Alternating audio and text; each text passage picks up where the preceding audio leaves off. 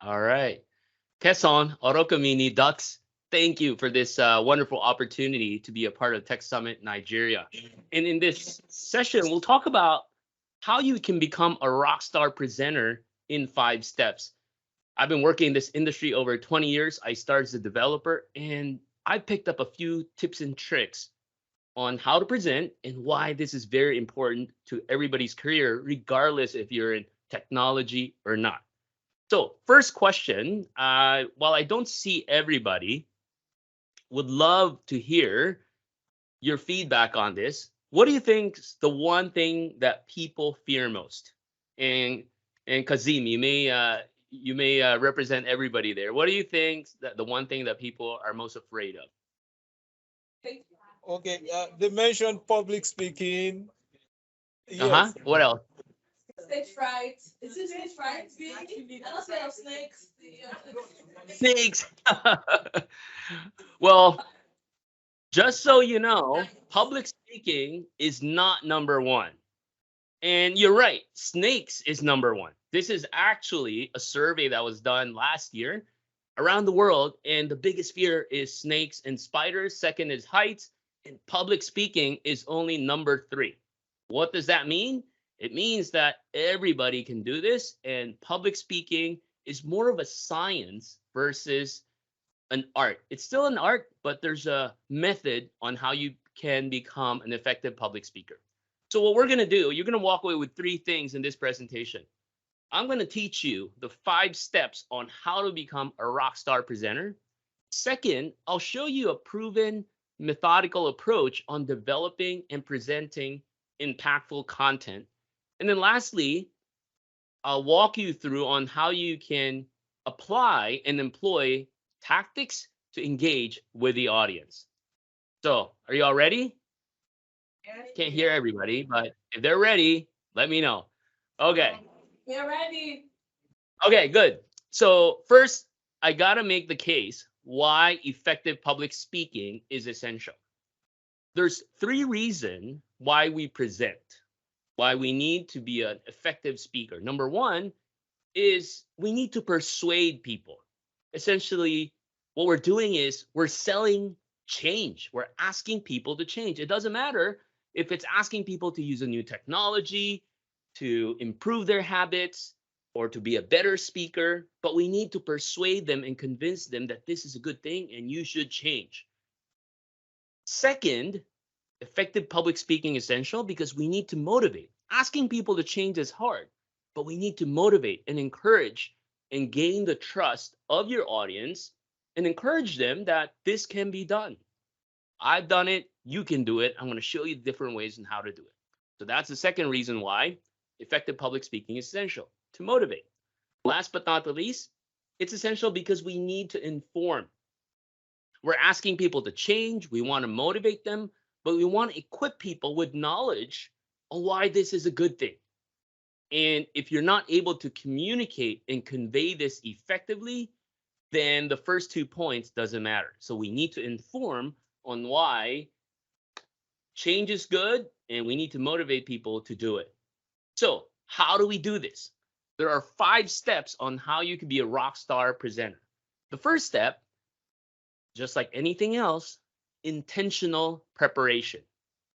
All right, can you all repeat after me? Intentional preparation. 1, 2, 3. Intentional preparation. All right. So, how do we prepare with intent? As with any presentation, the first thing you need to do is to develop a catchy abstract. An abstract contains 2 important things: a title and a description. And this is the foot in the door for people to decide if this is something they want to attend or not. So, having a catchy abstract is important. The title has to be short and relevant. And in my experience, doing this for over 20 years now, my title is actually very specific. Oftentimes, I would use numbers, I would provide tips, I would provide steps. So, for example, this presentation is 5 steps to be a rockstar presenter, 3 ways to migrate to Office 365, 4 proven methods on how you drive adoption in teams.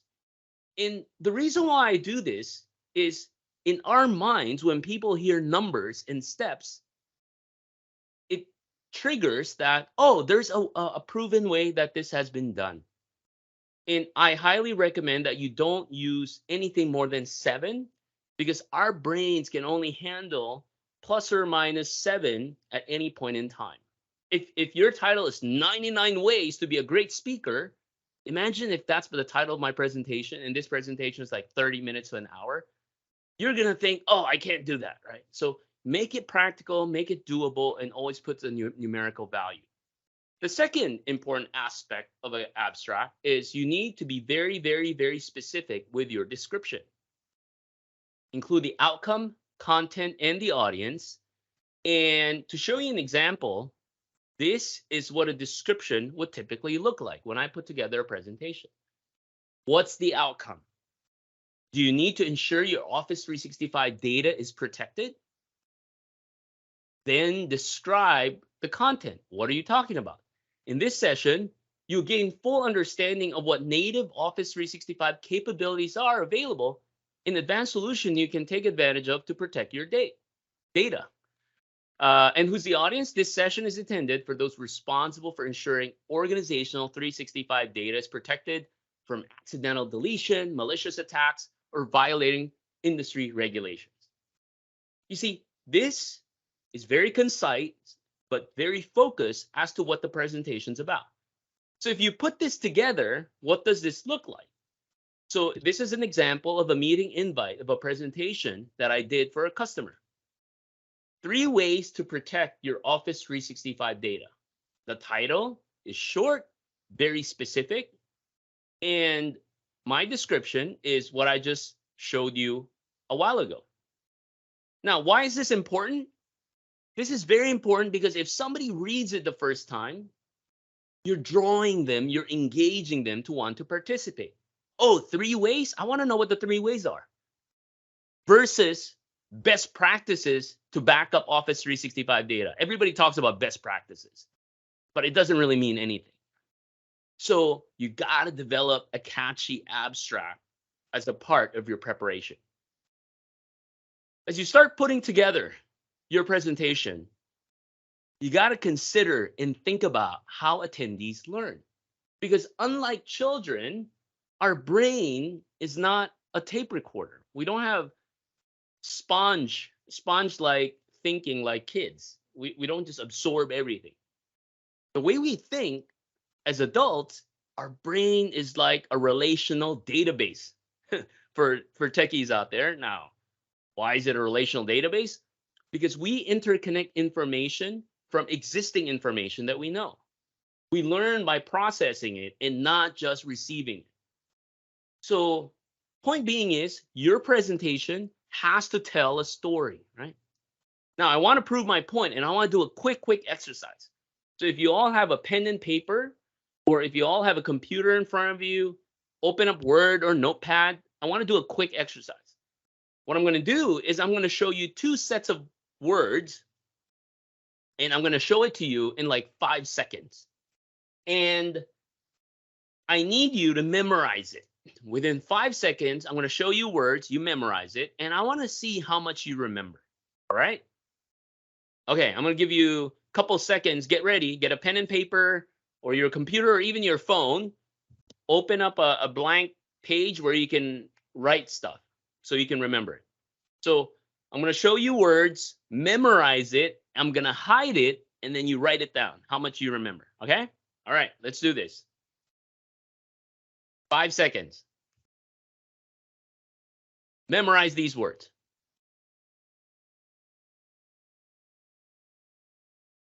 Okay, now write it down. Think about how much you remember. All right. Jot it down. Okay, let's see. All right, now I'm going to show it back again to you. How much of these words do you remember? So I may need help from Idris or Kazim there. How many remember 8 words? Raise your hand. 8 words. Anybody? Nobody. Anybody? No, Nobody. none. How about 7? 7. 10 words. How many Nobody. people? 7, nobody. No one. 6, 6, okay, yes, we have 6. About 5. 5, we have people. All right, I'm gonna stop there so I don't embarrass anyone. Okay, next. Okay, I'm gonna show you another set of words. Same thing. Another set of words, 5 seconds, and I need to memorize it. Okay. How much can you remember?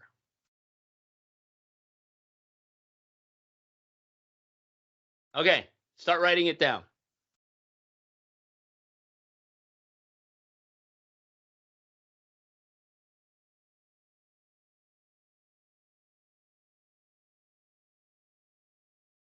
All right. How many remembers 8? Raise your hand. 8, we have 1 person. 8. There you go. 7, 7, okay, we have 2, 3 people. 6. 6. Yeah. So very, very, very good. So point being is you remembered more. Why? Because the first set of words are just random words, whereas this is the parts of the body. I'm sure some of you are singing, my toes, my knees, my but as you think about putting together your presentation, make sure that you consider how people learn. People learn by interconnecting information. It's not just random stuff that you throw in your presentation. And how do you make sure you interconnect these information, right? We started our conversation today talking about why public speaking is essential. So I'm making a case why it's essential. And then I'm going to walk you through the different steps. So now I know it's essential, Dux. What do I need to do? Intentional preparation. Okay, so what do we need to do to prepare? What's the first thing you do? So notice that it's like a step-by-step process and it's all interconnected. And as you prepare, you got to identify the main points. You don't need to put a bunch of words in there and stick to what's important. I'm a practical person. I'm always focused on what's necessary and what's important. You want to use repetition to reinforce learning. It's no different than if you have kids or younger siblings or nieces and nephews. You always repeat stuff because that's how we learn. And this is a little presentation development guide that I put together, especially when you do PowerPoints. I'm not saying this is right or wrong. This is what works for me, and I just want to share it with you. Oftentimes, I put together a framework. What's the need? Like how we started. Why is there a need to be an effective speaker? We need to persuade, to motivate, and inform. That's the need. Okay, so how do we do that? What's the solution? So I'm going to walk you through the 5 steps. And then there's always needs to be a call to action in the end. Now, the actual slides, in my slides, I never ever put a complete paragraph or sentence unless it's a quote. Why do you think that is? Why do you think I just put phrases? Anyone? In Idris, or Kazim, if anybody can share their feedback. Why don't I have full sentences here? Okay. On the back answer. I think it's because you don't want people to just keep reading the slides instead of listening to you. Exactly. Fantastic. So whoever answered that's spot on, right? Because as human beings, if you have a full paragraph or sentences, you're going to read. And once you're reading, you're not going to pay attention to the speaker. Obviously, that's harder for the speaker, but that's our job. You just put keywords and phrases and main points so the attention's on you and you're responsible for talking through what's in the presentation. Every slide, no more than 9 bullets, and I'm talking about big bullets, sub bullets. Remember what I said earlier? 7 plus minus 2, that's how much our head can remember. And 18-point font size minimum. I know how you play your game. If it doesn't fit in the slide, you make it 10 points. No. 18-point minimum. And here's the most important part. When I do a presentation, each slide is worth 2 to 3 minutes.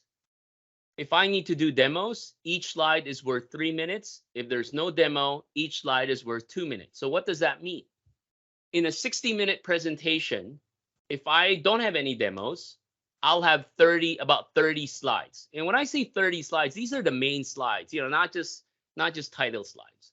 If I have a demo, I need to show stuff on my computer. Each slide is longer.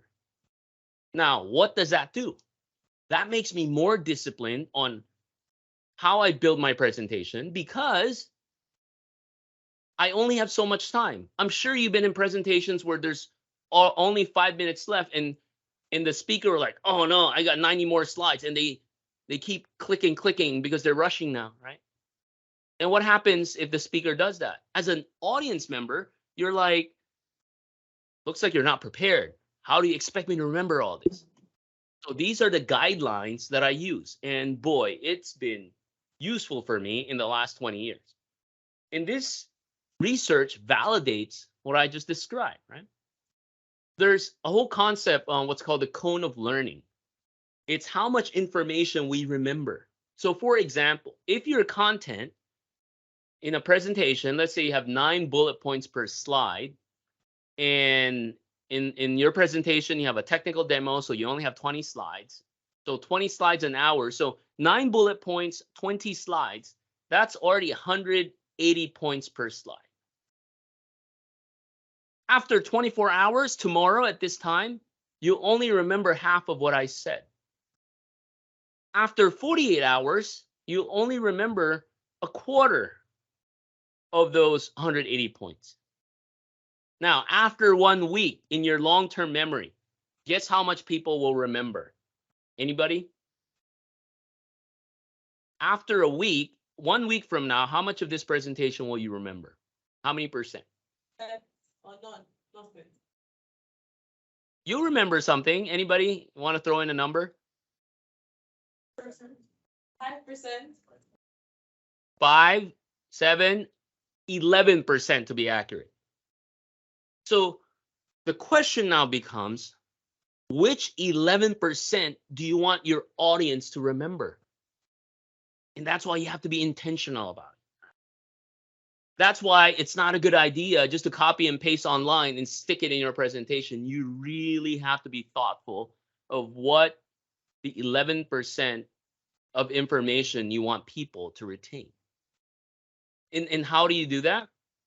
You see, people learn different ways. We're all not alike, which is awesome. We're all unique. We all learn differently.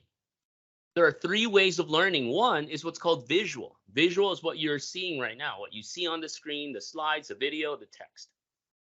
Second is what's called auditory. Auditory is what you hear from the speaker like me. And auditory involves things like describing a process. Step 1, you do this first. Step 2, you do that. Step 3, you do that. And we do this on a regular basis, the visual and auditory learning. What we don't do enough of is what's called kinesthetic learning. Kinesthetic is getting your audience involved and engaged. It could be simple things like raise your right hand if you're 20 years old or older, or the speaker asking a question. And you have to do this because you have to spur engagement. Good or bad, today our attention span is so short. So if you don't engage with your audience by doing different type of engagement activities, which I'll share in a second, they may not pay attention and they may not learn. So long story short, in your presentation, as you prepare, you have to infuse these 3 different ways of learning to address all your audiences. So that's step 1 on how to be a rockstar presenter. Intentional learning, intentional preparation.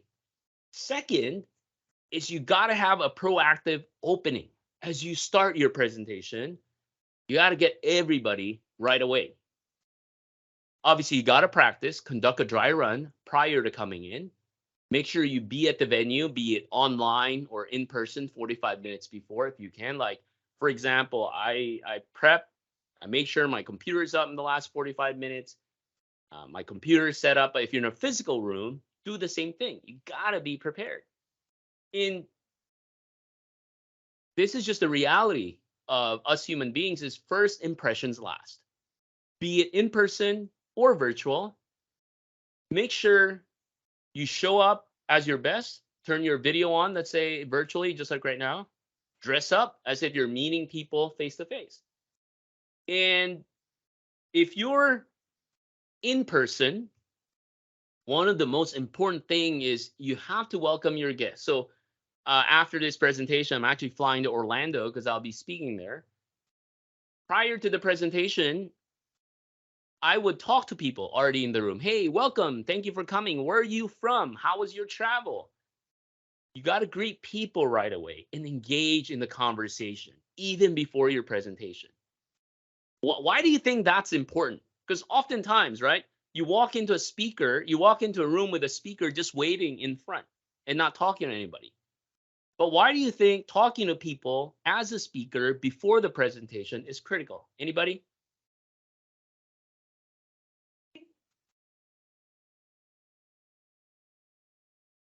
It makes you more relatable, right?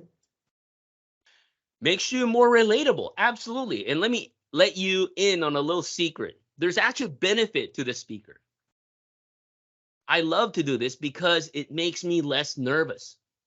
Because just by talking to somebody, and then once I'm already speaking, in my mind, oh, I already know Kazim, I know Idris. And I would look at them and they would smile. It makes me feel less nervous. Versus I start my presentation not knowing anybody and thoughts would go in my head like, oh, what are they thinking? Would they like me? Would they not like me? But it helps a lot as a speaker. And at the same time, it makes the audience feel more comfortable because as they come in, they're like, oh, I don't know this guy. Is he a good speaker or not? Will I learn anything? But if you start talking to them, it will calm them down. And at the very least, you'll start with a good impression. And then when you get started with a presentation, your initial pitch matters. What's your opening hook? This is very important. Your opening hook means obviously you greet people, but you got to share some relevant information like how I started. I asked, what's the biggest fear of people around the world?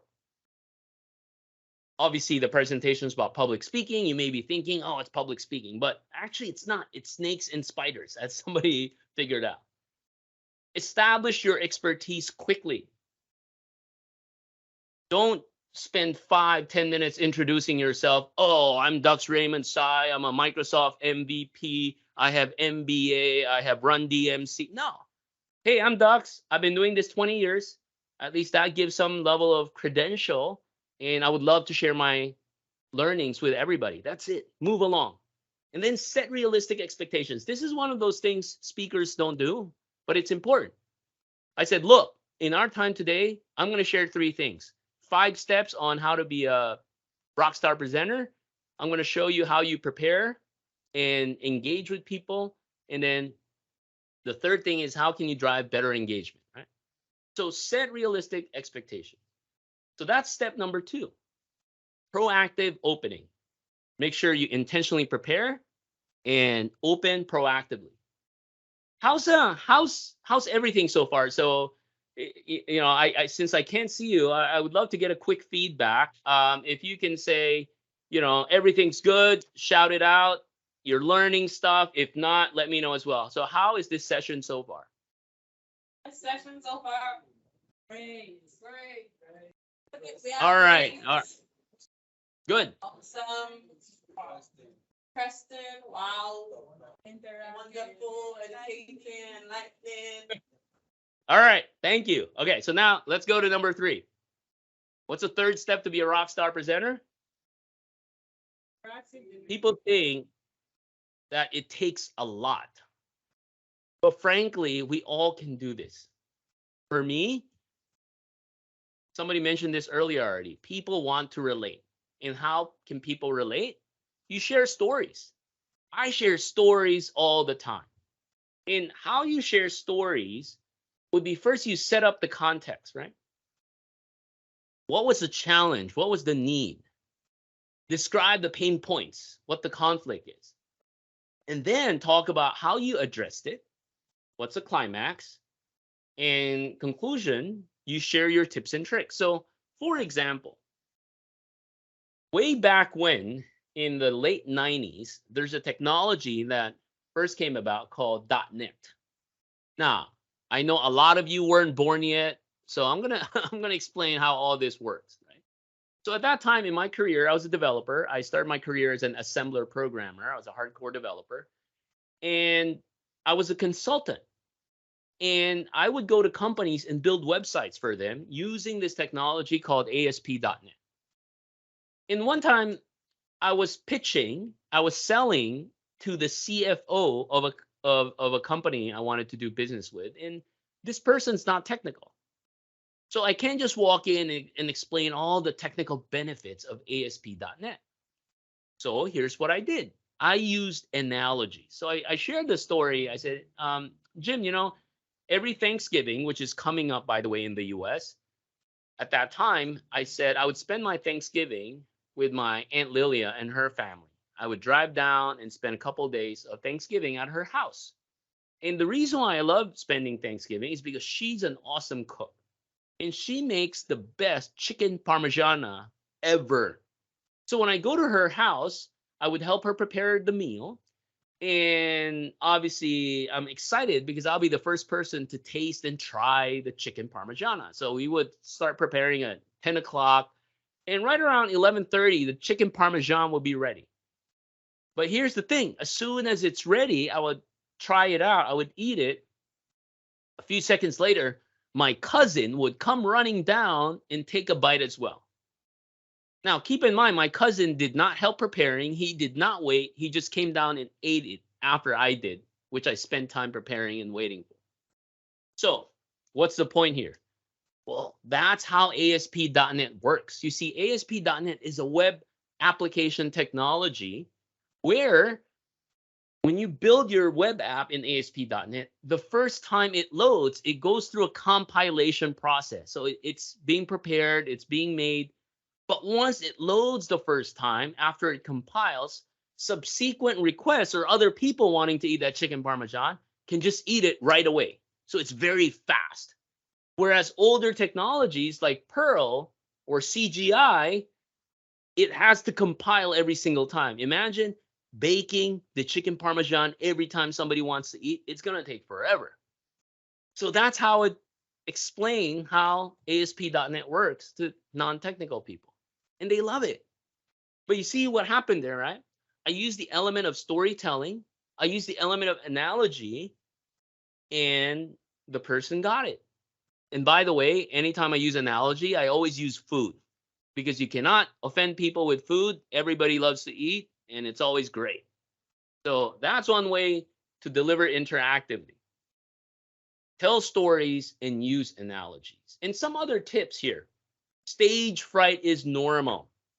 I get that every single time, be it in person or virtual. Like right now, I don't know how many people are watching. I assume there's a good group of you there.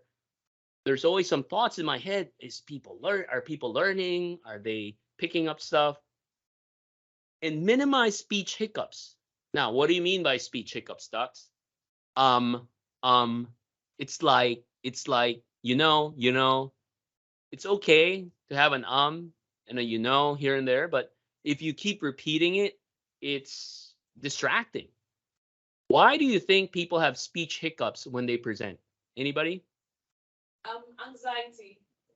Anxiety. True. Normally, when we say what are we doing in our head? We're thinking, right?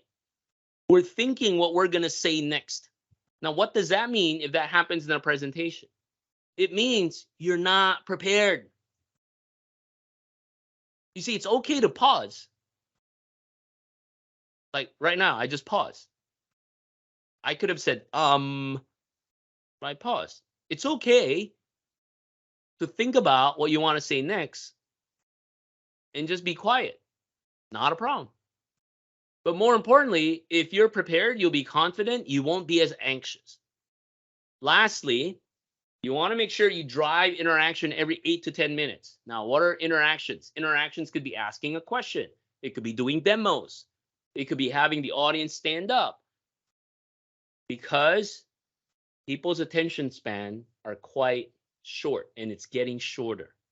You can't just be talking for the 30 minutes or an hour all by yourself. So those are some tips on how you can deliver interactively. So that's third step. Step number 4, you got to interact with the audience by facilitating engagement. So how do you interact with the audience? A lot of different ways. You've seen it already. You can ask questions. You can do learning activities if you're in person as a group, or you can show technical demos. So just to give you a heads up, right?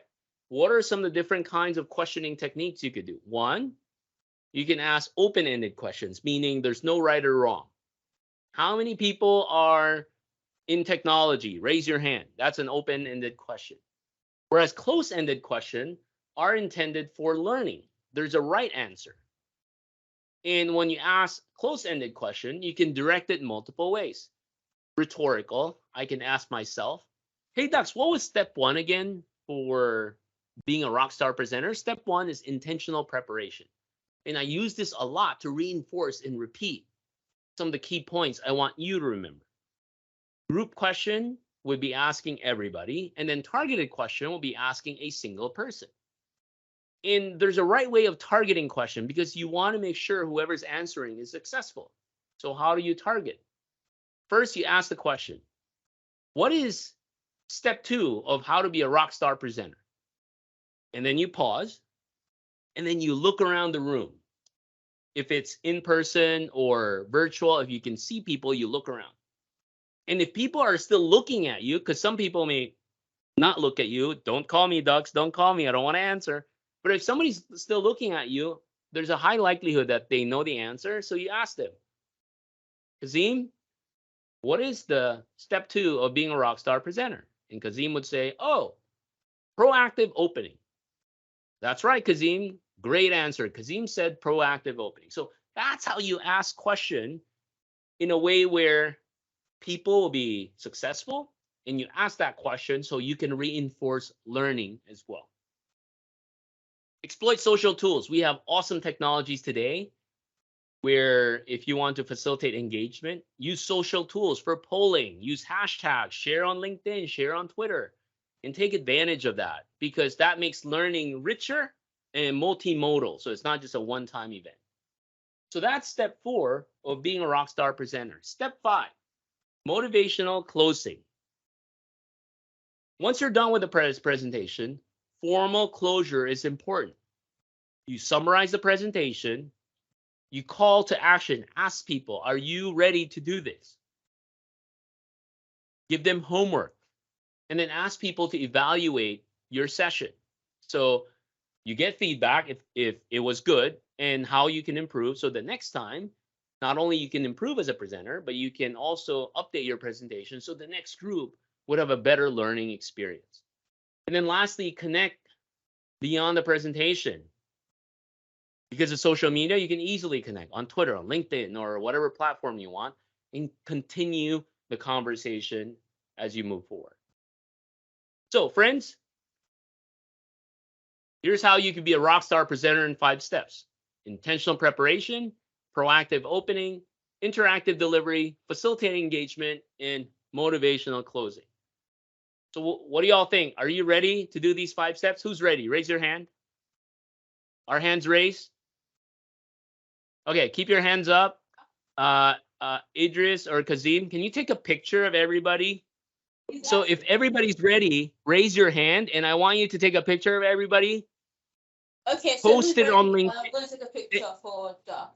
Raise your hand and take a Raise group your hand. picture. Group picture. Take a group picture, I'm ready to be. and then later post it on LinkedIn and tag as much people as you can and say, we are ready to be Rockstar presenters. All right. So now we're ready to be Rockstar presenters. Yay. Okay. So tag on LinkedIn, and boy, this was a fun experience. We covered 3 things: the 5 steps, how you can put together solid content, and how you engage with the audience. And if you want to learn more, I have a LinkedIn course. If you have LinkedIn Learning, check it out. And make sure let's connect on social media. Connect with me on LinkedIn, on Twitter, on Instagram. Would love to continue our conversation. Okay? So with that, thank you so much. Have a phenomenal Tech Thank you. Summit. Thank you And, very much, Dux.